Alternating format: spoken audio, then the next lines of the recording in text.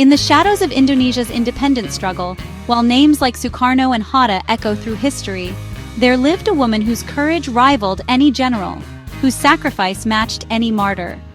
Her name was Nyi Ageng Serang, and this is the story of how a grandmother became a legend. Picture Java in the early 1800s. The Dutch colonial machine is tightening its grip on the archipelago. Villages are crushed under heavy taxation, traditional rulers stripped of power, and the people cry out for someone, anyone, to stand against the oppression.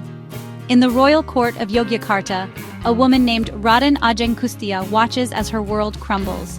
Born into nobility in 1752, she had every reason to live comfortably under Dutch protection. Instead, she made a choice that would change everything.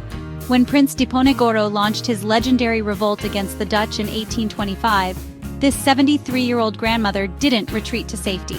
She became Nyi Ageng Serang, a military commander who would strike fear into the hearts of colonial forces. Imagine, an elderly woman leading guerrilla warfare through the jungles of central Java.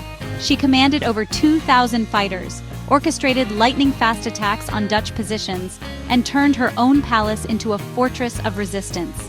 Her strategies were so effective that the Dutch placed a massive bounty on her head, dead or alive.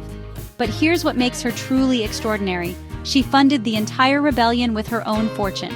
Gold, weapons, food for thousands of fighters. She gave everything she had to the cause of freedom.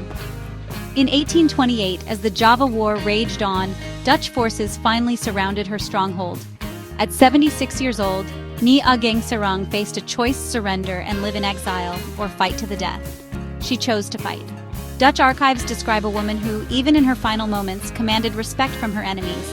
When they finally breached her defenses, they found her still issuing orders to her troops, her royal bearing intact despite the chaos around her. She died as she lived, on her own terms, never bowing to foreign rule. So why don't we know her name? Why isn't Nyi Ageng Serang taught in every history class alongside other independence heroes? Maybe it's because her story challenges the usual narrative.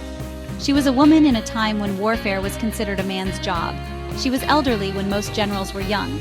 She fought a doomed rebellion, decades before independence was even a dream. But her sacrifice wasn't in vain. Every act of resistance, every moment of defiance against oppression, planted seeds that would eventually grow into the Indonesia we know today. Today, a small street in Jakarta bears her name. A modest monument stands where her palace once stood. But her true memorial isn't made of stone. It's the spirit of resistance she embodied. Heroism comes in many forms, and sometimes the greatest warriors are the ones history forgets. So the next time you hear about Indonesian independence, remember Nyi Ageng Serang, the grandmother who chose war over peace, sacrifice over comfort, and freedom over life itself.